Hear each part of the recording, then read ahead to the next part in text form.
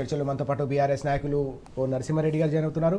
అలాగే మనతో పాటు ఉన్నారు రాజకీయ విశ్లేషకులు డాక్టర్ ఎల్చాల దత్తాత్రేయ గారు. ఇద్దరికి నమస్తే.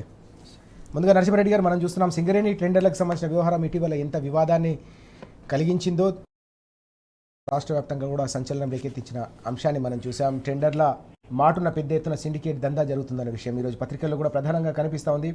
ఇదంతా కూడా ఒక సిండికేట్ నడుస్తుందనే అంశాన్ని ప్రధానంగా ప్రస్తావిస్తున్న పరిస్థితి. ఎట్లా చూడాలి జరుగుతున్న పరిణామాలన్నింటినీ కూడా నిన్న హరీష్ రావు గారు కూడా దానిపై ధ్వజమెత్తిన అంశం కూడా మనం చూస్తూ ఉన్నాం ఇక్కడ. అంటే ఇప్పుడు బీఆర్ఎస్ పార్టీ మొదటి నుంచి కూడా ఈ సింగరేణికి సంబంధించిన టెండర్ల విషయంలో ఒక అంతకుముందు లేని ఒక నిబంధనను ముందు పెట్టి, సైట్ విజిట్ సర్టిఫికేట్ అని ఒకటి ముందు పెట్టి, సైట్ విజిట్ సర్టిఫికేట్ ఎవరు పోయినా వాళ్ళకి ఇవ్వకుండా తమ అనుయాయులకే ఇచ్చుకుంటా టెండర్లో పార్టిసిపేట్ చేయదలుచుకున్నప్పుడు సైట్ విజిట్ సర్టిఫికేట్ ఎవడు పోయినా అందరికీ ఇవ్వాల్సిన అవసరం ఉంటుంది. ప్రజాస్వామ్య పద్ధతులలో టెండర్లో పాల్గొనటారు.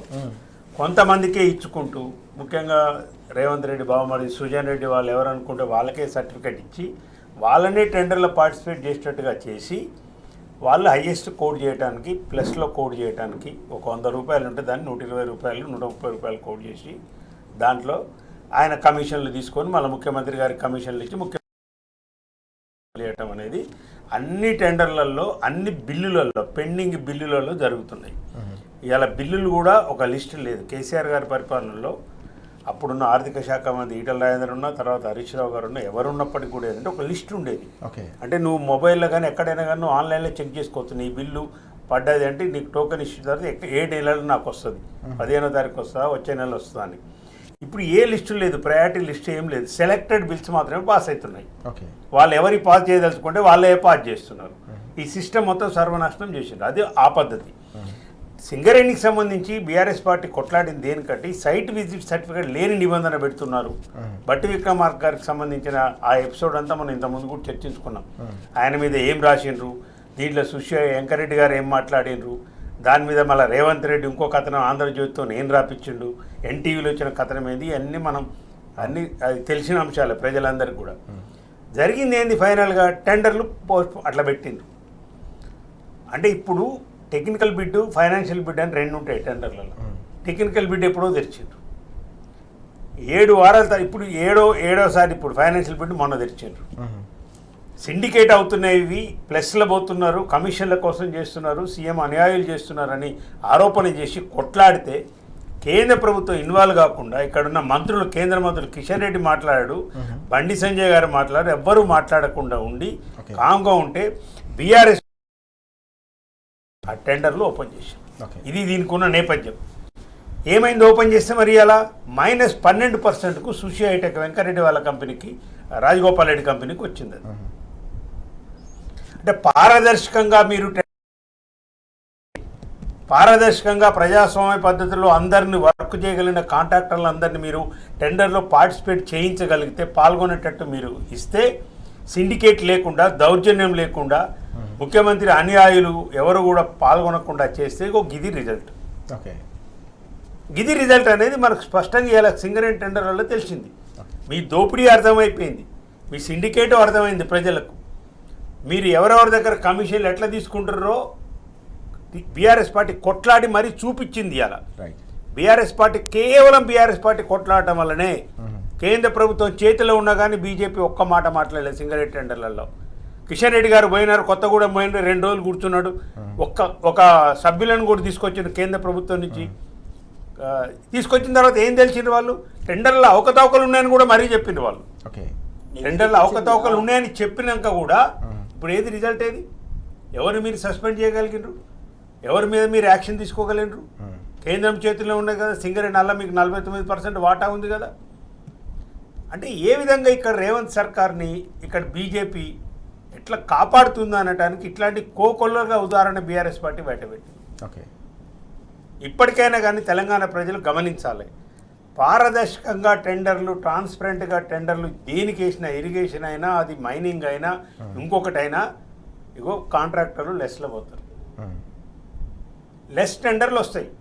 ప్రభుత్వ ఖజానాకు గండి పడకుండా, కమిషన్లు లేకుండా పర్ఫెక్ట్గా పనిచేసే విధానం ఉంది. టెండర్లు వేసిన లెస్సే ఉంది, ఎక్కడ కూడా ఎక్సెస్ పోలే. ఇలాంటి విధానం లేదు. కాంగ్రెస్ నాయకుల కంపెనీలు. ఓకే. ఇదే ఇప్పుడు కోమటిరెడ్డి రాజగోపాల్ రెడ్డి కంపెనీ, వెంకటరెడ్డి కంపెనీ, ఇంకా పొంగిరెడ్డి శ్రీనివాసరెడ్డి కంపెనీ కావచ్చు, ఇంకా ఏ కంపెనీ అయినా కావచ్చు, ఆల్ ఇండియా లెవెల్లో ఉన్న కంపెనీలు కూడా వచ్చి పార్టిసిపేట్ చేసేసినాయి. ఓకే.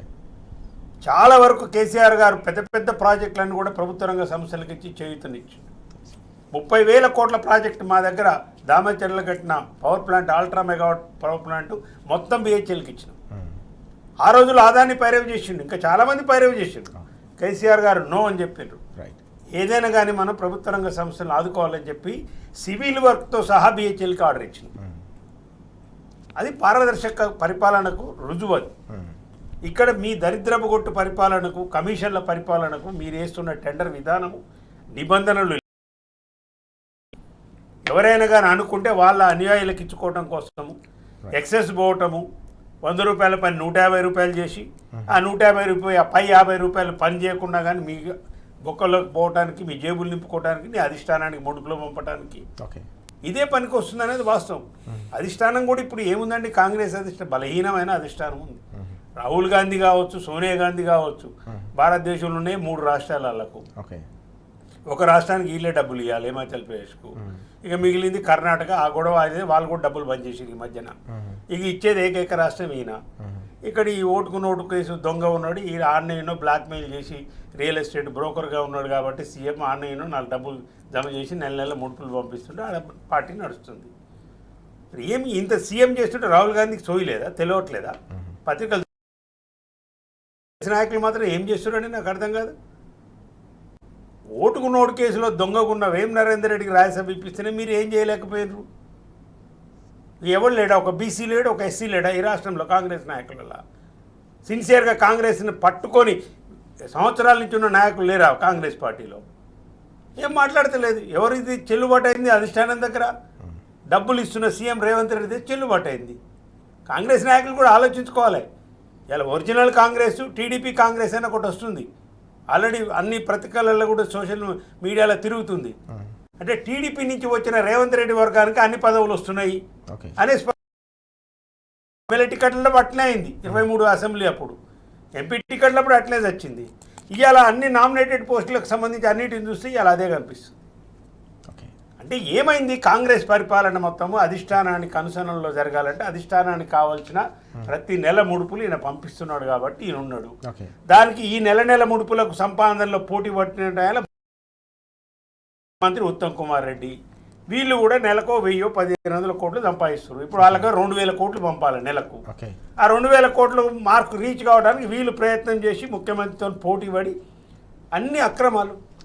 ఇలా డెక్కన్ సిమెంట్స్ ఇష్యూ కానీ మొదలు పెడితే మీరు ఏం జరుగుతుంది రాజు గారు చెప్పండి? తుపాకీ బెదిరించి 100 కోట్లు తీసుకుంటే ఆ తుపాకీ ఎడిపోయిందని అడిగినాం మేము. ఆ కేసు ఏమైందని అడిగాం. మంత్రి గారు స్వయంగా మంత్రి గారు కూతురే చెప్పింది. ఏంది ఇదంతా? అక్రమ సంపాదనలో పంపకాలలో వచ్చే విభేదాలు తప్పితే రాష్ట్ర ప్రజలకు మీరు ఇచ్చిన హామీల గురించి ఇక మా ఉత్తమ్ కుమార్ రెడ్డికి ఆ సోయిలేని ఇంటి మంత్రి నిన్న ఏదో చూసిన ప్రెస్ మీట్లో ఏదో మాట్లాడుతుండు. 30 నెలల పాలమూరు చేస్తాడు. పాలమూరు జూరాలకు షిఫ్ట్ చేయాలని నువ్వే అంటావు. మరి ఉన్న పాలమూరు చేస్తున్నావా, జూరాలకు షిఫ్ట్ చేస్తావా? క్లారిటీ ఉండదు. సోయి లేదు ఆయనకు. నీళ్ళ మంత్రే కానీ నీళ్ళ సోయి లేదు, తెలంగాణ సోయి లేని మంత్రులు. పరిపాలన మొత్తం ఏంటంటే అక్రమ సంపాదన మీద ఆధారపడి అధిష్టానానికి ముడుపులు పంపే దాని మీద ఆధారపడ్డది. కానీ ప్రజలకు సంబంధించిన ఏ సమస్య మీద కాంగ్రెస్ పార్టీ ఆలోచించే విధానం లేదు. మనం చూస్తున్నాం ఢిల్లీకి మూటలు మూసేందుకు రాష్ట్రంలో కాంట్రాక్ట్లన్నీ కూడా, టెండర్లన్నీ కూడా సిండికేట్ చేసి అక్రమ దందాలు కొనసాగిస్తున్నారని, అయితే దీనిపై బీఆర్ఎస్ పోరాటం కొనసాగుతుందని నరసింహారెడ్డి గారు చెప్తున్న అంశాలు మనం చూస్తూ ఉన్నాం. భద్రయ్య గారు, మనం చూసాం వాస్తవానికి తెలంగాణ కొంగు బంగారం సింగరేణి అనేది ఆ సంస్థను కాపాడుకోవడానికి, పరిరక్షించుకోవడానికి బీఆర్ఎస్ హయాంలో, కేసీఆర్ గారి హయాంలో ఎలాంటి చర్యలు తీసుకున్నామో మనం చూసాం. సింగరేణి ఏ విధంగా లాభాల బాట పట్టిందో మనం చూసాం. కాంగ్రెస్ అధికారంలోకి వచ్చిన తర్వాత వరుస వివాదాలు, కుంభకోణాలు, స్కామ్లు, చివరికి సిండికేట్ దందాలు కొనసాగుతున్నాయనే అంశం, దానిపై బీఆర్ఎస్ చేసిన పోరాటాలు కూడా మనం చూస్తున్నాం. ఎట్లా చూడాల్సిన అవసరం కనిపిస్తుంది ఈరోజు వచ్చిన ఈ వార్తను మనం? రాజుగారు, గుడ్ మార్నింగ్. మీకు ప్యానల్ ఉన్నటువంటి పెద్దలు నరసింహారెడ్డి అన్న గారికి, అట్లాగే టీ న్యూస్ ప్రేక్షకులకు, ముఖ్యంగా భారత క్రికెట్ జట్టు 3 దఫాలుగా ఇవాళ కంటిన్యూస్గా 2 సార్లు విజయం సాధించి భారతదేశానికి వరల్డ్ కప్ను అందించినందుకు T20 టీంకు శుభాకాంక్షలు తెలియజేస్తూ, తెలంగాణ రాష్ట్రం ఒక అవినీతికి కేర్ ఆఫ్ అడ్రస్గా మారుతూ ఉంది. రేవంత్ రెడ్డి గారు ముఖ్యమంత్రి అయిన తొలినాళ్ళ నుంచి చూస్తే ఇదే రేవంత్ రెడ్డి గారి బావమరిది కోసం పాపం ఫస్ట్ ప్రభుత్వం ఏర్పాటైన తొలినాళ్ళలోనే అమృత్ నిధుల కుంభకోణం విషయంలో మనం చూసినాం. ఇవాళ ఏదైతే గ్రామీణ ప్రాంతాలు కానీ పట్టణ ప్రాంతాలు కానీ పారిశుద్ధ్యానికి కానీ మురుగునీటి శుద్ధికి కానీ లేకపోతే తాగునీటికి కానీ ఎలక్ట్రిసిటీకి కానీ ఇట్లాంటి అంశాలు ఇచ్చేటువంటి నిధులను దాచుకోవాలనే ఉద్దేశంతో నాకు బంధుప్రీతి లేదు, నాకు ఏమీ లేదని చెప్పినటువంటి ముఖ్యమంత్రి మొట్టమొదటి అంశమే అమృత నిధుల కుంభకోణానికి తెరలేకుండా ఇదే సుజన్ రెడ్డి కోసం. ఆ తర్వాత అల్లుడి కోసం మనం చూసినాం, లఘుచర్లలో ఆ భూముల పంచాయతీ చూసినాం. ఇక తీరా వచ్చేసరికి ఇక ఇదైతే మొత్తం సింగరేణి కుంభకోణం విషయంలోనైతే బట్టబయలైపోయి మొత్తం బీఆర్ఎస్ పార్టీ ప్రధాన ప్రతిపక్షంగా ఆధారాలతో సహా హరీష్ రావు గారు కానీ కేటీఆర్ గారు కానీ బయట పెడితే ఆ ఆధారాలను చూసినటువంటి కేంద్ర మంత్రి కిషన్ రెడ్డి గారు అరే అడ్డంగా దొరికిపోయినరు కదా అని చెప్పేసి దాని మీద ఒక కమిటీ వేస్తున్నా రేవంత్ రెడ్డిని కాపాడడం కోసం నివేదిక ఇస్తుంది, ఆ నివేదిక ఇచ్చినాక నేను మాట్లాడతా వాస్తవాలు అన్నాడు. నివేదిక వచ్చింది, అధికారుల దగ్గర నివేదిక సిద్ధంగా ఉంది. మరి నువ్వే కేంద్ర మంత్రివి, ఇప్పటివరకు ఆ నివేదికను తీసుకొని వాస్తవంగా జరిగిందని ఒప్పుకుంటావా, లేకపోతే నీ రాజకీయ అనుచరుడిగా కొనసాగుతున్నటువంటి రేవంత్ రెడ్డిని కాపాడడానికి ప్రయత్నం చేస్తావా? ఏదో ఒకటి తిట్టతెలం చేయాలి కదా. తెలంగాణ ప్రజల ముందర ఈ తెలంగాణ రాష్ట్రాన్ని కాపాడుకునే పార్టీగా బీఆర్ఎస్ పార్టీ అతిపెద్ద సంస్థ అయిన సింగరేణిని అక్కడ కుంభకోణం జరుగుతూ ఉంది, టెండర్లలో బంధుప్రీతి జరుగుతూ ఉంది, కొంతమందికి మాత్రమే సర్టిఫికేట్ విజిట్ అనేటువంటి నిబంధన పెట్టి వాళ్లకు మాత్రమే టెండర్లు అప్పజెప్పాలనేటువంటి ఒక లోపాయకార ఒప్పందం జరిగిందనే అంశాన్ని బయటపెట్టాం.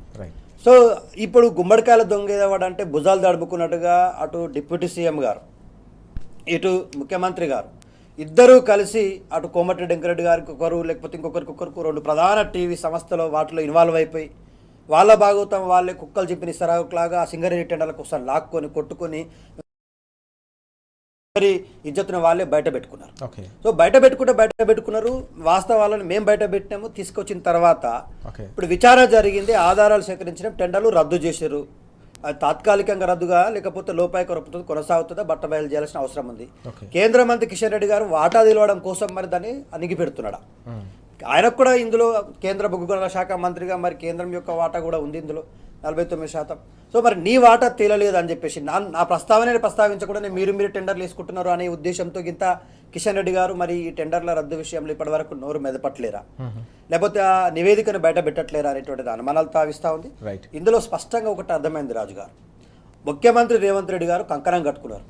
అవినీతికి కేర్ ఆఫ్ అడ్రస్గా తెలంగాణను మార్చాలా, దొరికిందల్లా దోచుకోవాలా. అది సింగరేణి కావచ్చు, అమృత నిధులు కావచ్చు, లఘుచర్ల భూములు కావచ్చు, హైడ్రా పేరు మీద జరుగుతున్నటువంటి తతంగం కావచ్చు, ఖమ్మం జిల్లాలో జరిగినటువంటి భూదాన్ భూముల వ్యవహారం కావచ్చు, ఏదైనా కూడా ఆర్థిక అంశాల కేంద్రంగా భూ కేంద్రంగా ఇవాళ అవినీతి కేంద్రంగా తెలంగాణ రాష్ట్రంలో పరిపాలన కొనసాగుతా ఉంది. ముఖ్యమంత్రి గారు మీకు ఒకటి నేను రిక్వెస్ట్ చేస్తా ఉన్నా, తెలంగాణ ప్రతిష్టను దిగజార్చే పనులకు ఆపేసి తెలంగాణ ప్రతిష్టను ఏదైనా పెంచే ప్రయత్నం చేయండి. ఇవాళ సింగరేణి అనేటువంటిది గతంలో కేసీఆర్ గారి హయాంలో తెలంగాణ కొంగు బంగారం ధైర్యాన్ని ఇస్తూ 18 అండర్ గ్రౌండ్ బొగ్గుగారుల్లోకి వెళ్ళినటువంటి కార్మికులకు వాళ్ళ జీతభత్యాల పెంపు విషయంలో, వాళ్ళకు కుటుంబాలకు ధైర్యం విషయంలో, కారుణ్య నియామకాల విషయంలో కావచ్చు, లేకపోతే మెడికల్ సర్టిఫికేట్ విషయంలో వచ్చినటువంటి విషయంలో కావచ్చు, ఆ సింగరేణి కార్మికుల పిల్లలకు తెలంగాణ రాష్ట్రమే కాదు దేశంలో ఎక్కడ లేని విధంగా తెలంగాణ రాష్ట్రంలో ప్రత్యేకంగా మెడికల్ సీట్లలో 1% రిజర్వేషన్ ప్రవేశపెట్టినాం మనం. సో అంత అద్భుతంగా మనం వాళ్ళని కంటికి రెప్పలా కాపాడుకున్న సింగరేణి సంస్థను ఇవాళ వీధిపాలు చేస్తూ ఆయన ఫుట్బాల్ ఆడాలన్నా ఆ సింగరేణి సంస్థ నిధులు తీసుకుపోయి వాడడమే, ఎవరికైనా మంచి పనులు చేసిన ₹1 ఇవ్వాలన్నా ఆ సింగరేణి సంస్థలకి తీసుకొచ్చి వాడడమే. సింగరేణి సంస్థ ఏమన్నా నీకు దేవుడి గుడి దగ్గర ఉన్నటువంటి ఒక ఉండి అనుకుంటున్నావా? నీ అవినీతి భాగవతానికి మనం అడ్డా అనుకుంటున్నావా? నీ బాంబర్దికి దాంట్లోకెళ్ళి ఇస్తా అంటావు, నీ భాగవతానికి నీ ఆటలకు నీ పాటలకు దాంట్లోకెళ్ళి ఇస్తా అంటావు, అందాల తారాలు వస్తే వాళ్ళ ఖర్చులు కూడా సింగరేణి దాంట్లోకెళ్ళి తీసుకొచ్చి ఖర్చు పెడతా అంటావు. అసలు సింగరేణి నువ్వు ఏం చేయాలనుకుంటావు? నాకు అర్థమవుతలేదు. రేవంత్ రెడ్డి గారు సమాధానం చెప్పాల్సిన అవసరం. రైట్, చాలా కీలకమైన అంశం ఇది. పూర్తిగా సింగరేణికి సంబంధించిన భవితవ్యమే అంధకారంలోకి నెడుతోంది ఈ ప్రభుత్వం, కేంద్ర ప్రభుత్వం కూడా చోద్యం చూస్తుందనే అంశాన్ని దత్తాత్రేయ గారు ప్రస్తావిస్తున్న పరిస్థితి చూస్తున్నాం. ఇక్కడ మరో కీలకమైన అంశం కనిపిస్తోంది. నరసింహారెడ్డి గారు నిన్న ముఖ్యమంత్రి గారు చేసిన వ్యాఖ్యలు ఏవైతే ఉన్నాయో, మూసీపై వెనక్కి తగ్గే ప్రసక్తి లేదు, తప్పకుండా ముందుకే వెళ్తామని చెప్పేసి చేసిన వ్యాఖ్యలు ఎట్లా చూడాల్సిన అవసరం ఉంది. ఓవైపు లక్షలాది మంది అక్కడ ఆందోళన వ్యక్తం చేస్తూ ఉన్నారు. మూసీ బాధితులు ఏకంగా దండి మార్చ్ కూడా ఇటీవల నిర్వహించారు. కేటీఆర్ గారు కూడా అక్కడ పాల్గొన్న సందర్భాన్ని మనం చూసాం. నిన్న మరోసారి స్పష్టం చేసిన సందర్భం ముఖ్యమంత్రి చేసిన ఈ వ్యాఖ్యలను ఎట్లా చూడాలి? నిన్న ముఖ్యమంత్రి గారు ఇంకొక ప్రశ్న కూడా వేశారు, మీరు అన్నది కూడా చేసి, మూసీ సుందరీకరణ చేస్తుంటే, మూసీని మంచిగా చేస్తుంటే, నైట్ లైఫ్ ఇంక్రీజ్ చేస్తామంటే రాత్రిపూట బిజినెస్ ఇంక్రీజ్ చేస్తామంటే వద్దంటున్నారు ప్రతిపక్షాలు, బీఆర్ఎస్ పార్టీ అన్నాడు. అయ్యా మూర్ఖపు ముఖ్యమంత్రి, మూసి ప్రక్షాళన నువ్వు వద్దనుడు కాదురా నాయన. 2017 కేసీఆర్ గారు మొదలుపెట్టిండు ఆల్రెడీ. నాగోల్లో పోయి చూడు, 4 కిలోమీటర్ల రోడ్ వేసినాం మూసి పక్కన, 32 STPలు కట్టినాం, అలా 5 నువ్వే ఓపెన్ చేసినావు. మూసి ప్రక్షాళన గురించి 16,500 కోట్లలో మూసి నుంచి మొత్తం కూడా ప్రక్షాళన చేసి STPలు చేసి వచ్చే కలుషిత నీరుని మొత్తం కూడా శుద్ధి చేసి పంపించేది. గోదావరి నుంచి నీళ్లు తీసుకొచ్చి మూసిని సజీవంగా చేసింది కేటీఆర్ గారు మున్సిపల్ శాఖ మంత్రిగా చేసిండు. ఓకే. మూసి ప్రక్షాళనను బీఆర్ఎస్ పార్టీ వ్యతిరేకిస్తలేదు. ప్రజలందరూ కూడా చెప్తున్నాను టీ న్యూస్ వేదికగా. ఓకే. మూసి ప్రక్షాళన పేరు మీద వ్యతిరేకిస్తున్నాము, మీరు చేసే లూటిఫికేషన్ వ్యతిరేకిస్తున్నాము. నీవు ఇంతవరకు DPR లేదు, 150,000 కోట్లని నువ్వు చెప్తున్నావు. నేను బఫర్ జోన్ల గురించి కూడా మాట్లాడండి ముఖ్యమంత్రి గారు. మధు పార్క్ కూలగొడతాం తప్పకుండా అనేది ఒక మాట మాట్లాడి. ఇప్పుడు ఈ బఫర్ జోన్ల గురించి ఈయనకు తెలివి ఉంటుందో తెలియదో, పక్కనున్న అధికారులు చాలాసార్లు చూసినాము. ఈయనకు అసలు బేసిన్లు ఎక్కడనో తెలియదు, అదే ఆడుంది ఇదే ఆడుంది అని రకరకాల మాటలు కాదు. ఇక అందరికి అలవాటు అయిపోయింది తెలంగాణ ప్రజల టైపులు ఉంది. నిన్న కూడా మాట్లాడితే బఫర్ జోన్లో ఉన్నాయి తప్పకుండా 50 మీటర్లు కూలగొట్టాలంటున్నాం. ముఖ్యమంత్రి నీకు సోయి ఉండాలి. 2004 ముందు బఫర్ జోన్లు లేవు రాష్ట్రంలో. 4 నుంచి 14 వరకు కాంగ్రెస్ పార్టీ అధికారంలో ఉంది, 10 సంవత్సరాలు. 4 కంటే ముందు ఈ రాష్ట్రంలో బఫర్ జోన్లు అనే ముచ్చటే లేదు. వచ్చింది 4లో, ఈ జీవోలు ఇవన్నీ ఆర్డర్లు వచ్చింది 4లో. 4 నుంచి వచ్చిన తర్వాత 14 వరకు ఉన్న దాంట్లో ఇప్పుడు మధు పార్క్ తీసుకుందాం ఉదాహరణ, ఉదరించింది కాబట్టి ముఖ్యమంత్రి వాళ్ళ పర్మిషన్లు ఉన్నాయి. అప్పుడున్న 9 మీటర్ల ప్రకారం వాళ్ళ పర్మిషన్ ఇచ్చిన బఫర్ జోన్లు. ఇవాళ నువ్వు నదీ గర్భం నుంచి కిలోమీటర్ అటు కిలోమీటర్ ఇటు అంటున్నావు కాబట్టి 50 మీటర్లు వస్తుంది నీది లెక్క. అసలు ఈ కిలోమీటర్ అటు కిలోమీటర్ ఇటు ఇన్ని 1000 ఎకరాల భూమి ఇక్కడి నుంచి అక్కడ దానికి 55 కిలోమీటర్లు ఎందుకు అవసరం? అసలు మూసి ప్రక్షాళన చేయడానికి, సుందరీకరణ చేయడానికి అసలు ఇన్ని 1000 ఎకరాలు దేనికి అసలు? అంటే ప్రైవేట్ PPTలు ఇచ్చేసి మేము డెవలప్ చేస్తాం, నైట్ లైఫ్ చేస్తాం, తెల్లవారులు దుకాణాలు కల్పించుకోవచ్చు. అయ్యా చక్కదనం ఇప్పుడు అంటే పట్టపగలు జరుగుతున్న వ్యాపారమే సంకనాకిపోయింది. ఇక ఈయన నైట్ లైఫ్ వ్యాపారం చేయాలంట. ఇదంతా ఒట్టిది. ఇక్కడి నుంచి నేను ఇంతకుముందు చాలాసార్లు చెప్పిన, హైకోర్టు ఖాళీ చేపిస్తున్నారు అదొక 100 ఎకరాలు, దాన్ని ఎదురుకున్న ఉస్మానియా హాస్పిటల్ అది ఒక 100 ఎకరాలు, కొంచెం ముందుకు రాగానే రేస్ కోర్స్ ఒక 200 ఎకరాలు, ఇమిలి బంధు అదొక 50-60 ఎకరాలు, ఇటు దాని ఎదురుగానే ఒక షెడ్ ఉండేది, ఇది గవర్నమెంట్ది ఉంటుంది రిపేర్, అదొక ఈ నుంచి ఆడేదానిక ఇప్పుడు ఇన్ని 1000 ఎకరాలు దేనికి? ఇంకోటి గాంధీ సరోవర్ అని ఒకటి చెప్తారు, దానికి ఏకంగా 400 ఎకరాలు 300 ఎకరాలు. నిన్న అంటాడు మేమేమో 5,000 కోట్లని మేము అనలేదు, 250 కోట్లే అవుతుందని. అసలు దేనికి ఎంత అవుతుందో DPR ముందు పెట్టు. నువ్వు DPR ముందు పెట్టి వాళ్ళ నిష్ణాతులతో నువ్వు కమిటీ వేసి అసలు ఆ నుంచి ఇడికి నువ్వు ఏం చేయదలుచుకున్నావు, ఎన్ని ఎకరాలు కావాలన్నా స్పష్టంగా చెప్పు, ప్రజలకు చెప్పు. అసెంబ్లీలో మాట్లాడవు, అఖిలపక్షము బిలోవరు, మీరు ప్రజలకు చెప్పరు, పబ్లిక్ డొమైన్లో పెట్టరు. ఒకటిన 50 మీటర్లని ఎవడే నువ్వు చెప్పడానికి? 50 మీటర్లని ఎవడు? ఏంది 50 మీటర్లు అంటే? ఇప్పుడు మస్తున్న 50 మీటర్ల అసలు ప్రభుత్వం కట్టినే ఉన్నాయి, ప్రభుత్వం కట్టినే ఉన్నాయి. మరి హైకోర్టు ఎట్లా కడతారు? మరి అప్పుడు ఇటుపక్క ఉస్మాన్ ఎట్లా కడతారు? ఇమ్లివన్ ఎట్లా కడతారు? ఇమ్లివన్ అయితే ప్రభుత్వదే కదా, ఆర్టీసీ కదా కట్టింది. MGBS అయితే అందులోనే ఉంది కదా, మూసీలోనే కట్టారు కదా, మరి గర్భంలో ఉంది. అప్పుడు దానికి శిక్ష వేస్తే మరి వాళ్ళకి శిక్ష వేసేయాలి ఇప్పుడు. అరే నువ్వు స్టేక్ హోల్డర్లతో మాట్లాడవైతుంది, నిపుణుల కమిటీ లేదా, దానికి ఏం లేదు అంటే ఏంది? ఇప్పుడు దాని మొత్తం మీద దానికి టార్గెట్ 25,000 కోట్ల నుంచి 30,000 కోట్లు అలా తీసుకోవాలి. అది రాబర్ట్ వర్ధా కంపెనీకి అది టెండర్ ఇస్తానని వాగ్దానం చేసి వచ్చిండు. మన రాజ్యసభ నరేంద్ర రెడ్డికి ఇచ్చినప్పుడు ఈ చర్చనే నడిచింది. దీనికి 600 అయినా చేయక ఆయనకు తప్పేటట్లేదని చెప్పి ఇట్లా మూర్ఖంగా, అంటే ఎలా ప్రజాస్వామ్య పద్ధతిలో ఎన్నుకోబడ్డ ముఖ్యమంత్రి ఒక ప్రభుత్వం ఇది, దీంట్లో చట్టం ఉంటుంది, రాజ్యాంగం ఉంటుంది మధ్యన, ప్రజలకు ప్రభుత్వానికి మధ్యన, దాని ప్రకారం పరిపాలన చేయాలి. నీ ఇష్టం వచ్చిన నీ ఇష్టం వచ్చిన నీ భూమి కాదు ఇది, నువ్వు కస్టోడియన్ కూడా దానికి సంబంధించి చేయాలి. ఎవరితోనైనా మాట్లాడరా ఇంతవరకు? మూసీ ప్రక్షాళనకు ఎవరు వ్యతిరేకంగా? అసలు నువ్వు మూసీ ప్రక్షాళన చేయట్లేవు, నువ్వు చేసేది లూటిఫికేషన్, బ్యూటిఫికేషన్ చేయట్లేవు. నీకు బ్యూటిఫికేషన్ గురించి అసలు తెలియదు నీకు. అసలు 17,000 కోట్లతో హాయిగా అయిపోయేదాన్ని 150,000 కోట్లు ఎందుకు చేయాలి? ఇంకొకటి, ప్రతి మూసి ఇప్పుడు వస్తుంది ప్రతి దగ్గర ఆల్రెడీ 2004లో 2010లో పర్మిషన్లు ఇచ్చి కట్టుకున్న వాళ్ళు ఏమైందండి కొంచెం లోతుకు తీసు అక్కడ. మేము అనేది ఒక్కటే, ఇండ్లు కూలగొట్టకుండా సాధ్యమైనంత వరకు రైట్ ఒక 10,000 ఇండ్లు అన్నావు నువ్వు, 10,000 ఇండ్లో 5,000 ఇండ్లో 3,000 ఇండ్లో అక్రమంగా కట్టుకునేయమనంటే అవసరం ఉంటే వాళ్ళని పిలిచి మాట్లాడి రైట్ వాళ్ళకి 2013 భూసేకరణ చట్టం ప్రకారం ఇప్పుడు నువ్వు అమ్ముకుంటున్నావు కదా, 3 లక్షలకి ఎకరం అమ్మిండు కదా ఈడ, అదే గజం అమ్మిండు కదా మొన్న, ఏది బంజారా హిల్స్లో జూబ్లీ హిల్స్లో ప్రభుత్వ స్థలాలు బాచిపల్లిలో వేసిండవు కదా నువ్వు, నియోపోలిస్ దగ్గర 170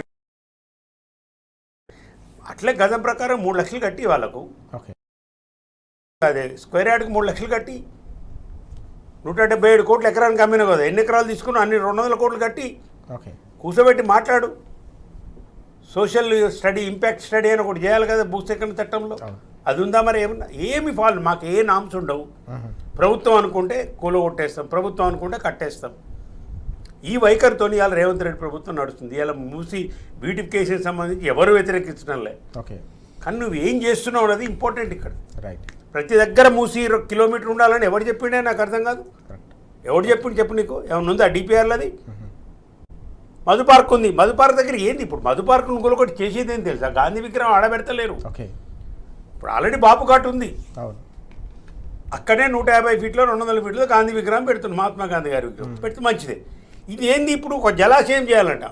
ఇప్పుడు ఈ 450 ఎకరాలు మధు పార్క్ కూలగొట్టే దగ్గర విగ్రహం లేదు. ఓకే ఈ కూలగొట్టిందంతా కలిపి పక్కన ప్రభుత్వం 200 ఎకరాలు ఉంది భూమి, ఓకే మిలిటరీదల్లా ఒక 50 ఎకరాలు ఉంది, వాళ్ళు లెటర్ రాశారు. రైట్ ఈ 450 ఎకరాల్లో ఒక జలాశయం చేసి ఆ విగ్రహం ఉండాలి. ఓకే జలాశయాలలో మహాత్మా గాంధీ విగ్రహం పెట్టాలంటే పక్కన 2 జంట జలాశయాలు ఉన్నాయి. ఓకే హిమాయత్ సాగర్ ఉంది, ఉస్మాన్ సాగర్ ఉంది, పెట్టు మరి దాంట్లో పెట్టు. రైట్ ఇది కాదు, ఇక్కడ మొత్తం కూడా ప్రైవేటైజేషను, ఈ భూమి అప్పచెప్పి. నా అనుమానం ఏంటంటే అసలు దీన్ని డెవలప్ చేయడండి, రైట్ ఇది ఆక్రమించుకో, ఇది మొత్తం సేకరించిన తర్వాత మళ్ళీ అమ్మేస్తాడు. ఇది యాజ్ ఇట్ ఈజ్ సగవన్నీ అమ్ముతాడు గ్యారంటీగా. ఓకే మళ్ళీ ఇదే రేటు ప్రభుత్వం ఆక్యుపై చేసి ప్రభుత్వం భూములు చెప్పి అమ్ముకొని ఇళ్ళ నుంచి బయటపడే అవకాశం. రైట్ ఆదాయ మార్గాలు లేవు, ఓకే పైన అధిష్టానాన్ని పంపేదానికి రావట్లేదు. Right. రాష్ట్ర ఆదాయం మొత్తం తగ్గిపోయింది. Okay. కాంగ్రెస్ మంత్రుల జేబులోకి పోతున్నాయి అన్ని. ఇసుక అటే పోతుంది, మట్టి అటే పోతుంది, మాఫియా అటే, మద్యం అటే పోతుంది. అన్నిటిలో వీళ్ళ ఆదాయం పెరుగుతుంది, రాష్ట్ర ఆదాయం తగ్గుతుంది, వీళ్ళ ఆదాయం పెరుగుతుంది. ఓకే కాబట్టి మూసి ప్రక్షాళన సుందరీకరణకు వ్యతిరేకం ఎవరూ లేరు, నువ్వే వ్యతిరేకం. ఎస్ ఎస్ మనం చూస్తా ఉన్నాం. మూసి బ్యూటిఫికేషన్ పేరిట లూటిఫికేషన్ నడుస్తుందని ఓఎన్ఆర్ గారు మండిపడుతున్న విషయాన్ని మనం చూస్తున్నాం. బీఆర్ఎస్ మోడల్, ఒక్క ఇల్లు కూడా కూల్చకుండా, ఒక్క కుటుంబాన్ని కూడా రోడ్డున పడేయకుండా మూసి ప్రక్షాళన ఎలా చేయాలో కేసీఆర్ గారి హయాంలో చేసి చూపించినప్పటికీ కూడా పూర్తిగా కేవలం దోపిడీ కోసం మాత్రమే ఈ మొత్తం అంశాన్ని తెరపైకి తీసుకొచ్చారన్న విషయాన్ని ఓఎన్ఆర్ గారు చెప్తున్న విషయాలు మనం చూసాం. మనం చూస్తున్న దత్తాత్రేయ గారు మూసి పరివాహక ప్రాంతంలో అక్కడి ప్రజలకు కంటి మీద కునుకు తీవ్ర రూపం దాలుస్తున్న పరిస్థితి. అయితే ఈ మొత్తం ప్రాజెక్ట్ ఏదైతే అక్కడ స్థానికులు వ్యతిరేకిస్తూ ఉన్నారో, తమ ఇల్లు కూల్చకుండా చేపట్టాలని చెప్పేసి వారు కోరుతున్నప్పటికీ కూడా, సహకరిస్తాం మా ఇల్లు కూల్చకండి అని చెప్పి చెప్తున్నప్పటికీ కూడా పూర్తిగా పెద్ద ఎత్తున ఆ భూమిని సేకరించేందుకు ప్రభుత్వం సిద్ధంగా ఉంది, దాన్ని ముందుకెళ్తామని చెప్పేసి నిన్న ముఖ్యమంత్రి చేసిన ఈ వ్యాఖ్యలు మనం ఎట్లా చూడాలి? అయితే నేను చాలామందిని అక్కడ మా మిసెస్ వాళ్ళ బాబాయ్ వాళ్ళు అక్కడే ఉంటారు, పేరు చెప్పిన ప్రాంతంలోనే ఉంటారు, హైదర్ షా సన్ సిటీ సైట్లో ఉంటారు. పోతూ వస్తుంటే నేను సండే రోజు మొత్తం వాళ్ళ ఇంటి దగ్గరే ఉన్నాను. వాళ్ళు మాట్లాడుతున్నది ఏంటంటే, ఇది ఒక పిచ్చి తుగ్లక్ చర్యలాగుంది, ఇది ఎప్పుడు పూర్తి కావాలా, ఎవరి ప్రయోజనాల కోసం అవుతుంది, ఏం లేదు సార్. ఇప్పుడు ఈ ప్రాంతం మొత్తం కూడా భూములు బాగా విలువ పెరిగినాయి, ఈ భూముల మీద కన్నేసిండు. ఆ గాంధీ విగ్రహం పెద్దగా ఉంటుంది, చిన్నగా ఉంటుంది, ఈయన రోజు పోయి ఏమైనా కొబ్బరికాయ కొడతాడా, గాంధీకి పులమాల వేస్తాడా, అభిషేకం చేస్తాడా, ఏదో గాంధీ విగ్రహం పేరు మీద మమ్మల్ని అందరినీ ఖాళీ చేయించాలనే ప్రయత్నం చేస్తాడు, మా భూముల మీద కండిషన్ అని చెప్పేసి ఒకటి. అయితే గతంలో కేసీఆర్ గారు కూడా మూసి ప్రక్షాళన చేయాల్సిందే ఖచ్చితంగా, ఎట్లా చేద్దామనేటువంటి అంశం మీద ఆ రోజు మూసి డెవలప్మెంట్ అథారిటీ అని చెప్పేసి ఎల్బీ నగర్ ఎమ్మెల్యే సుధీర్ రెడ్డి గారితో ఏర్పాటు చేశారు. మున్సిపల్ శాఖ మంత్రిగా కేటీఆర్ గారి దగ్గర సమీక్ష నిర్వహిస్తే దాదాపుగా 16,000 ఏం చేద్దాం నాన్న అని చెప్పేసి కేసీఆర్ గారితో మాట్లాడారు. అట్లా కేసీఆర్ ఒకటే అన్నాడు, పేద వర్గాలని గోడు లేని పక్షులను చేసే ఏ కార్యక్రమం మన ప్రభుత్వం చేయదు. ఎక్కడైతే పేదలు ఎంతుంటుందా 30 గజాల స్థలం నుంచి 100 గజాల లోపే వాళ్ళు చిన్న చిన్న గుడిసెల్ని చిన్న చిన్న రూములు కట్టుకొని బ్రతుకుతారు. వాళ్ళకు జియో నంబర్ 57, 58 తీసుకొచ్చి వాళ్ళకు పట్టాలు ఇచ్చిండు కేసీఆర్ గారు. కేవలం హైదరాబాద్లోనే కాదు రాజు గారు, తెలంగాణ రాష్ట్రంలో ఉన్న అన్ని జిల్లాలలో ఎవరెవరైతే పేద ప్రజలు, ఎస్సీలు, ఎస్టీలు, మున్సిపాలిటీలో పనిచేస్తున్నారు, చాకలు, మంగళలు, కుమ్మరోలు, కమ్మరోలు, చిన్న చిన్న కులాలు, మైనారిటీలు, వాళ్ళు ఎక్కడైతే బ్రతుకుతున్నారో ఆ బ్రతుకుతున్న ప్రాంతంలో 3 గజాల నుంచి 30 గజాల వరకు 100 గజాల లోపు ఉన్న వాళ్లకు ప్రభుత్వమే రిజిస్ట్రేషన్ చేసి డాక్యుమెంట్లు ఇంటికి తీసుకుపోయి ఇచ్చేసింది. Okay. వాళ్ళని యజమానులను చేసింది. నువ్వు వచ్చిన తర్వాత ఫస్ట్ పునరావాస చట్టం ప్రకారం నువ్వు పద్ధతి ప్రకారం ₹1 ప్రకటించినవా? ఎంతమందికి పునరావాస చట్టం ప్రకారం వాళ్ళకు నివసించడానికి ఇల్లులు ఇచ్చినావు? ప్రధానంగా నువ్వు ఇల్లు కూల్చేస్తున్నావు అంటే వాని అన్ని ఆశల్ని అడియాశలు చేసినట్టే కదా, జీవించే హక్కుని హరిస్తున్నట్టే కదా. అందులో వృద్ధులు ఉంటారు, వికలాంగులు ఉంటారు, మహిళలు ఉంటారు, చిన్నపిల్లలు ఉంటారు, స్కూల్కు పోయే పిల్లలు ఉంటారు, చదువుకునే హక్కుని, బ్రతికే హక్కుని అన్నిటికీ కాల రాసేస్తున్నావు నువ్వు. మళ్ళీ ఏమైనా నాయన అంటే మేము కూల్చేసిన తర్వాత కట్టిస్తామట. ఎక్కడైనా ఈ దేశంలో ఎక్కడైనా ఫస్ట్ కూల్చివేతలు జరుగుతాయా, ఫస్ట్ షిఫ్టింగ్ జరుగుతుందా? వీళ్ళందరినీ పునరావాస కేంద్రాలకు షిఫ్ట్ చేసి వాళ్ళకి ప్రత్యామ్నాయమైనటువంటి వసతులు ఏర్పాటు చేసి ఆ తర్వాత నువ్వు కూల్చివేతలకు పోనీ డిపిఆర్ ఫిక్స్ చేసినావా అంటే లేదు. కేసీఆర్ గారు కాళేశ్వరం కట్టారు, దాని డిపిఆర్ కానీ దాని బడ్జెట్ కానీ లెక్క పత్రాలతో సహా మేము వివరించినాము. అన్ని ప్రతిపక్షాలు 1,50,000 కోట్లని మాట్లాడు తర్వాత చెంప చెల్లుమనేట్లుగా 98,000 కోట్లకి అది పూర్తి చేసినాం. మరి వాళ్ళ నువ్వు ఏ ప్రాతిపదికన 1,50,000 కోట్లని నువ్వే ప్రకటిస్తున్నావు? నువ్వు డిపిఆర్ సిద్ధం చేసినావా? ఎవరైనా ఇంటలెక్చువల్స్ కానీ లేకపోతే ఎక్స్పర్ట్స్ కానీ నీకు ఎవరు చెప్పారా? ఇవన్నీ ఏమీ లేకుండా కేవలం ఇటు డబ్బులు అటు భూములు గుర్తుపెట్టుకోరాదు కానీ 2 అంశాలు. ఒకటేమో 1,50,000, రెండోది ప్రభుత్వం ఆధీనంలో ఉన్న భూములు లేని భూములు. ఇంతకుముందు నరసింహారెడ్డి అన్న గారు చాలా స్పష్టంగా చెప్పారు. హైకోర్టు అద్భుతంగానే ఉంది, అదొక మనకు మన ఒక చారిత్రక కట్టడం. అట్లాగే ఉస్మానియా ఆసుపత్రి అదొక చారిత్రక కట్టడం. ఇవన్నిటిని షిఫ్ట్ చేసి ఆ భూములను కూడా ఎవరికి ఇస్తావా అంటే మళ్ళీ పీపీటీ అట. ప్రైవేట్ వ్యక్తులు వస్తారు, కడతారు, నైట్ ఎకానమీని సృష్టిస్తానని అంటున్నాడు. ఈయనేదో మొత్తం కొత్త నిజాం వచ్చి కొత్త టోపీ పెట్టుకొని కొత్త వ్యవస్థను సృష్టించలేదు. మన తెలంగాణ రాష్ట్రంలో నైట్ ఎకానమీ లేదా రాజుగారు? మీరు నేను చార్మినార్కు ఈ రంజాన్ సమయంలో పోతే మన తెలంగాణ రాష్ట్రంలో నైట్ ఎకానమీ జరుగుతలేదా? నైట్ మార్కెటింగ్ అయితలేదా? నైట్లో ప్రజలు అక్కడ ఉన్నటువంటి వస్తువులు కొనుగోలు చేస్తలేరా? ఈయన కొత్తగా సృష్టించి కనిపించేది ఆ భూములను కాజేయడం కోసం ఒక ప్రణాళికాబద్ధంగా ముందుకు బలంగా మనం ఖండించేసరికి కుడిదిల పడ్డ ఎలకలా గిలగిలా కొట్టుకుంటున్నాడు. ఏం చేయాలని అర్థమవుతలేదు. ఎట్టి పరిస్థితుల్లో ఆయన ఒప్పుకున్నాడుగా కేరళకు నేను ఇప్పుడు 1000 కోట్లు పంపాలా, ఎట్లానే చేసి పంపాల్సింది తప్పదు నాకు అంటున్నాడు. అటు పార్టీని అటు రాహుల్ గాంధీని పోషించాలా తెలంగాణ సొమ్ముతోటి. నీ మంత్రులు నీ ఎమ్మెల్యేలు మీరు ఇవాళ మీకు కావాల్సినంత సంపాదించుకోవాలా. అది సరిపోనట్టుగా బామ్మర్దికి సింగరేణి టెండర్ అప్పచెప్పాలా, అల్లునికి లఘుచర్ల ఫార్మా భూములు అప్పచెప్పాలా, అన్నదమ్ములకు ఇక తెలంగాణ రాష్ట్రంలో అద్దు లేకుండా సంపాదించుకోవాలి. తెలంగాణ రాష్ట్రం ఈ 2.5 సంవత్సరాలలో కుక్కలు జింపిన ఇస్తరాకులాగా అయిపోయింది. ఎవ్వనికి వాడు దొరికినంత దోచుకోవడం, దాచుకోవడం, భూముల మీద పడ్డరండి. ఇంకా భూదాన్ భూములు ఖమ్మం జిల్లా ప్రజలు ఏం తప్పు చేసిరంటే పేద ప్రజలు వాళ్ళ మీద పడి లాక్కునే ప్రయత్నం. నువ్వు పట్టాలు ఇచ్చింది లేదు, నువ్వు భూములు పరిచింది లేదు, నువ్వు ఇల్లులు కట్టించింది లేదు. నీకేం రైట్ ఉందా నాకు అర్థం కాదు. రేవంత్ రెడ్డి ఎట్లా గుంజుకుంటావు వాళ్ళ దగ్గరికి భూములు?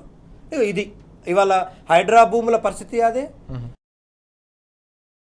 రాష్ట్రంలో ఎక్కడైనా విలువైన భూములు ఉన్నాయంటే రేవంత్ రెడ్డి కన్ను పడొద్దని అక్కడ బతికే ప్రజలు కోరుకుంటా ఉన్నారు దేవుణ్ణి. ఇది జరుగుతూ ఉంది. చాలా కీలకమైన అంశం. ఇంతకుముందు దత్తాత్రేయ గారు ప్రస్తావించినట్టు వెలుగుమట్లలో కూడా ఇటీవల మనం చూసాం ఏ రకంగా వందలాది ఇళ్లను నేలకూల్చిన సందర్భం కూడా మనం చూసాం. అయితే హైదరాబాద్లో సమస్యలు కూడా తీవ్ర రూపం దాలుస్తున్నాయనే అంశం కూడా ఇక్కడ పెద్ద ఎత్తున వివాదంగా మారుతున్న పరిస్థితి మనకు కనిపిస్తుంది. గతంలో అన్ని రకాల మౌలిక సదుపాయాల కల్పనతో పాటు ప్రజలకు సంబంధించిన ఇబ్బందులను తొలగించేందుకు తీసుకున్న చర్యలు మనం చూసాం. కానీ చివరికి దోమల సమస్య కూడా హైదరాబాద్లో పెరిగిపోతుందనే సమస్య ఇప్పుడు ప్రజల్లో పెద్ద ఎత్తున చర్చకు దారితీస్తున్న పరిస్థితి. నిన్న ముఖ్యమంత్రి కూడా దాన్ని ప్రస్తావించిన సందర్భం పెరిగిపోతున్న మాట వాస్తవమే. కానీ ఎవరు కూడా మున్సిపల్ శాఖలు కావచ్చు కార్మికులు పనిచేస్తలేరనే అంశాన్ని ప్రస్తావించిన అంశాన్ని మనం చూసాం. ఎట్లా చూడాలి దీన్ని మనం? ఇప్పుడు ఇంతకంటే ముందు ముఖ్యమంత్రి గారు నేను ఒక మాట అన్నాడు. ఏమన్నాడంటే గాంధీ విగ్రహము అంబేద్కర్ విగ్రహం పెట్టిండ్రు అని మాట కొంచెం తూలపోయిండు, మధ్యాహ్నం ఆగిండు, పెట్టిండ్రు మంచిదే అని అన్నాడు.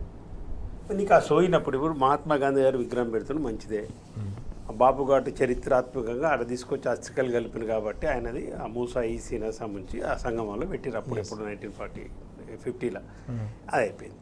ఇప్పుడు అంబేద్కర్ గారు విగ్రహం పెట్టి 150 అడుగుల విగ్రహం, అంత పెద్ద విగ్రహం కేసీఆర్ గారు పెట్టి రాజ్యాంగ నిర్మాత పక్కన సెక్రటరీ. ఇప్పుడు ఆ సెక్రటరియట్ వాతావరణం కట్టినప్పుడు సార్ ఆలోచించింది ఎట్లుందంటే ఎదురుగానే మనకు అక్కడ తెలంగాణ తల్లి విగ్రహం రావాలి, పక్కన మనకు అంబేద్కర్ గారి విగ్రహం ఉండాలి, దాని ఎదురుగానే అమరవీరుల స్మారకం ఉండాలి.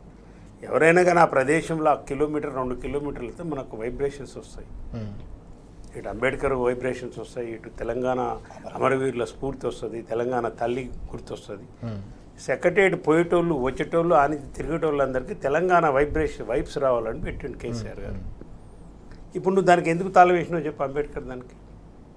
ఇప్పుడు అంబేద్కర్ విగ్రహాన్ని ఇప్పుడు ఈ నుంచి మనం పోదాం, టీవీ కెమెరాలు పట్టుకొని పోదాం, మన టీవీ పోనీస్తారా పోనీయరు, మొత్తం గేట్కే తాళం వేసేవి. ఓకే. నీకు స్వాతంత్ర సమరయోధుల పట్ల, మహాత్మా గాంధీ గారి పట్ల, అంబేద్కర్ గారి పట్ల, మీ కాంగ్రెస్ పార్టీని నడిపిన ప్రధాని నెహ్రూ గారి పట్ల ఎక్కడుందే నీకు సిన్సియారిటీ? ఈ దొంగ మాటలు, ఈ టెండర్లలో డబ్బులు సంపాదించుకోవడం తప్పితే, గాంధీ విగ్రహం పేరు చెప్పి దండుకోవడం తప్పితే, నువ్వు నిజంగా నీకు సిన్సియారిటీ ఉన్నది అంటే, ప్రజలు నమ్మాలంటే నువ్వు ఫస్ట్ అంబేద్కర్ ఓపెన్ చేయి. రైట్. నేను డిమాండ్ చేస్తున్నా ఈ వేదికగా.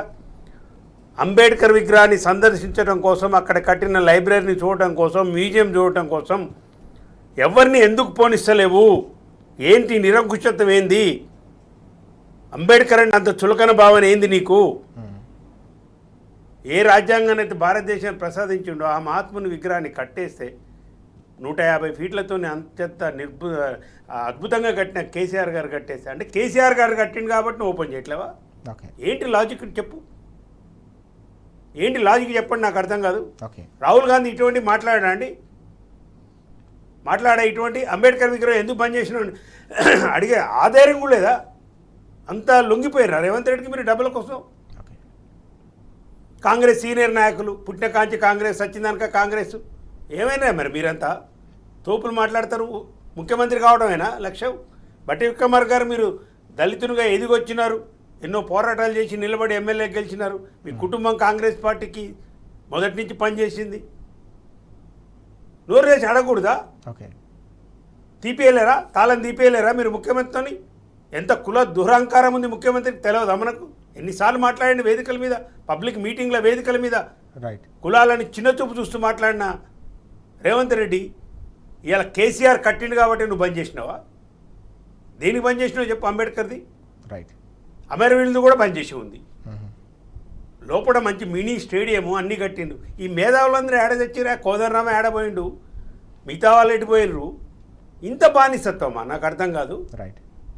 అంబేద్కర్ విగ్రహానికి సంబంధించి చూడటానికి తాళం వేస్తే తాళం తీయమనే ధైర్యం కూడా లేదా? ఓకే. ఇంత బానిసత్వమా మేధావులందరూ తెలంగాణలో? మీ సిపాయిలో రాముడు భీముడు అంటే ఎడిపోయినరా మీరందరూ? ఇవాళ మీ నోళ్ళు వెలుగుతలేదు ఎందుకో? ఏ విషయంలో వెలగవే? ఉద్యోగాలు రాకుంటే నిరుద్యోగులు మీ ఇంటికి వస్తే ఎవడరా మా ఇంటికి వచ్చేదని అంటావు నువ్వు. ప్రజల యాంగిల్లో మీరు ఆలోచన చేయాలి కదా. రైట్. అంటే కేవలం ఏంది కేసీఆర్ మీద ఉన్న వ్యతిరేకత, ఇలా కాంగ్రెస్ పార్టీని అధికారాలు తేవాలి, రేవంత్ రెడ్డి ముఖ్యమంత్రిని చేయాలనే దురాలోచన తప్పితే మీకు ప్రజల పట్ల సిన్సియారిటీ లేదు, చిత్తశుద్ధి లేదు, ప్రజల ఇష్యూల పట్ల, ప్రజల సమస్యల పట్ల అనేది అర్థమవుతుంది. కేవలం ఒక ఎమ్మెల్సీ సీటు కోసమో, ఒక కార్పొరేషన్ చైర్మన్ కోసమో, ఒక ఎడ్యుకేషన్ కమిషన్ చైర్మన్ కోసమో మీరు చేస్తున్న దొంగ నాటకం అని తేలిపోయింది కదా. ఇలా తేలిపోయింది కదా. ఇలా ఎందుకో ఖమ్మం పోరేయండి మేధావులు ఇల్లు కూడా కొడుతుంటే ఒక్క మేధావి పోయిందా? కమ్యూనిస్ట్ పార్టీలను కూడా నేను ప్రశ్నిస్తున్నాను. ఒక్క ఎమ్మెల్యే టికెట్ ఇచ్చిండు, ఒక్క ఎమ్మెల్సీ టికెట్ ఇచ్చిండు కాబట్టి మీరు ఇవాళ అంబేద్కర్ విగ్రహాన్ని ఓపెన్ చేయమని మాట్లాడింది. కమ్యూనిస్ట్ పార్టీలు కూడా గింత బానిసత్వమా? ఖమ్మంలో మీరు ఏలింది, రాజ్యం ఏలింది కదా మీరు. ఏమో ఆ బీద ప్రజలకు ఇల్లు కూడా కొడుతుంటే మీకు సోయలేదు, ఆడపోయి కూర్చోరా కమ్యూనిస్ట్ పార్టీలు? ఎర్రజెండా దేనికోసం ఉంది? పేద ప్రజల కోసమే ఉంది ఎర్రజెండా. ఏమైపోయింది ఇలా ఎర్రజెండా? ఒకప్పుడు పచ్చ జెండా మారిపోయింది, ఇవాళ ఏమైపోయింది? మళ్ళీ కాంగ్రెస్ జెండాగా మారుతుందా? ఏమవుతుంది ఈ రాష్ట్రంలో? అసలు కేవలం బీఆర్ఎస్ పార్టీ తప్పితే ఈ రాష్ట్రంలో మేధావులు మాట్లాడరు, కమ్యూనిస్టు పార్టీలు మాట్లాడవు, ఎవ్వరూ మాట్లాడరు. ప్రజల గురించి మాట్లాడేది, కొట్లాడేది కేవలం ప్రధాన ప్రతిపక్షంగా ప్రజలు మాకు ఇచ్చిన బాధ్యతను 100% రేవంత్ రెడ్డి ఎన్ని నిర్బంధాలు పెట్టినా, ఎన్ని కేసులు పెట్టినా, ఏం చేసినా కానీ 6 గ్యారంటీలు అమలు అయ్యేదానికి కేటీఆర్ గారు చెప్పినట్టు గల్లబట్టి ఎంటబట్టి మేము మాత్రం పోరాటం చేస్తాం ప్రజల కోసం. మనం చూస్తా ఉన్నాం కేసీఆర్ గారి 10 ఏళ్ల పాలన పూర్తిగా నిర్మాణాలకు చిరునామాగా ఉంటే, కాంగ్రెస్ అధికారంలోకి వచ్చిన తర్వాత ఈ 2 ఏళ్ల పాలన కేవలం కూల్చివేతలకు మాత్రమే కేర్ ఆఫ్ అడ్రస్గా మారిందని ఓఎన్ఆర్ గారు అలాగే దత్తాత్రేయ గారు మండిపడుతున్న అంశాలు ఇప్పటివరకు మనం చూసాం. దత్తాత్రేయ గారు 2.5 ఏళ్ళు కావస్తున్న 6 గ్యారంటీలు కావచ్చు, 420 హామీలు కావచ్చు, డిక్లరేషన్లో ఇచ్చిన హామీల అమలు జరగట్లేదనే ఆవేదన, ఆందోళన అన్ని వర్గాల్లో వ్యక్తమవుతుంది. ఓవైపు నిరుద్యోగులు, మరోవైపు విద్యార్థులు కూడా ఆందోళన వ్యక్తం చేస్తున్న సందర్భం ఎట్లా చూడాలి? మరోవైపు ఉచిత ఈవీ స్కూటర్లకు సంబంధించిన చర్చ 2.5 ఏళ్ల తర్వాత నిన్న ముఖ్యమంత్రి ప్రస్తావించిన అంశం ఎట్లా చూడాలి? అసలు రాజుగారు తెలంగాణ రాష్ట్రంలో దాదాపుగా 8-9 డిక్లరేషన్లు ప్రకటించారు. ఏ ఒక్క డిక్లరేషన్కి ఇప్పటివరకు దిక్కు లేదు, దివాన్ లేదు. ముఖ్యంగా నిరుద్యోగులు, అతిపెద్ద సామాజిక వర్గం నిరుద్యోగులను మొదటి సంవత్సరమే 2 లక్షల ఉద్యోగాలు భర్తీ చేస్తామని చెప్పారు. ఇక ఇద్దరు మోసగాళ్ళు, రేవంత్ రెడ్డి ఫోటో పెట్టారు, deputy CM Mallu Bhatti Vikramarka photo పెట్టారు. ఇవాళ ఎందుకు మోసగాళ్ళు అనే అనాల్సి వస్తుంది అంటే మోసం చేశారు కాబట్టి. ఫేక్ జాబ్ క్యాలెండర్ ప్రకటించారు. ఆ ఫేక్ జాబ్ క్యాలెండర్లో వీరిద్దరి ఫోటోలు పెట్టి మా గ్యారంటీ ఇది అన్నారు. నిజంగానే వీళ్ళు భర్తీ చేస్తారేమో, ఒకే దఫాగా భర్తీ చేస్తారేమో, క్యాలెండర్ ఇస్తారేమో, నిరుద్యోగికి చదువుకోవడానికి సమయం దొరుకుతుందేమో, ఒక ఉద్యోగం తర్వాత ఇంకొక ఉద్యోగం అనుకున్నాం. తీరా చూస్తే గ్రూప్ 1 నోటిఫికేషన్ కేసీఆర్ గారు ఇచ్చింది, గ్రూప్ 2 కేసీఆర్ గారు ఇచ్చింది, గ్రూప్ 3 గ్రూప్ 4 కేసీఆర్ గారు ఇచ్చింది, జైల్ నోటిఫికేషన్ కేసీఆర్ గారు ఇచ్చింది, వైద్య శాఖలో ఇచ్చినటువంటి ఆ టెక్నీషియన్స్ కానీ, ల్యాబ్ టెక్నీషియన్స్ కానీ, నర్సులు కానీ, ఏఎన్ఎంలు కానీ ప్రతిదీ కూడా కేసీఆర్ గారు ఆయనలో వచ్చిన నోటిఫికేషన్. ఎగ్జామ్స్ మేమే పెట్టినాం, ఫలితాలు కొన్నిటి ఇచ్చినాం, కొన్నిటి పెండింగ్లో ఉండే.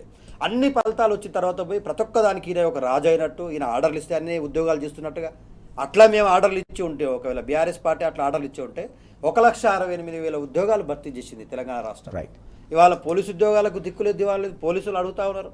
దాదాపుగా కేసీఆర్ గారి ప్రభుత్వంలో 9.5 సంవత్సరాలలో 60,000 పైచలకు పోలీసు ఉద్యోగాలు భర్తీ చేశారు. రైట్. తీరా లాస్ట్కి ఏమొచ్చిందంటే ఆడపిల్లలను మోసం చేసింది కాక 2.5 సంవత్సరాలుగా మోసం చేసినావు, 2,500కు దిక్కులేదు, దివాళ లేదు. మళ్ళీ స్కూటర్లట ఇప్పుడు ఏదో ఇవ్వాలంటే స్కూటర్లు పంచినట్టుగా ఇవాళ ప్రపంచ మహిళా దినోత్సవాన్ని పురస్కరించుకొని ఇక రేపే ఎలక్ట్రిక్ స్కూటర్లో నేను పంపుతున్నా అన్నట్టుగా వాళ్ళని కూడా మోసం చేస్తుంది.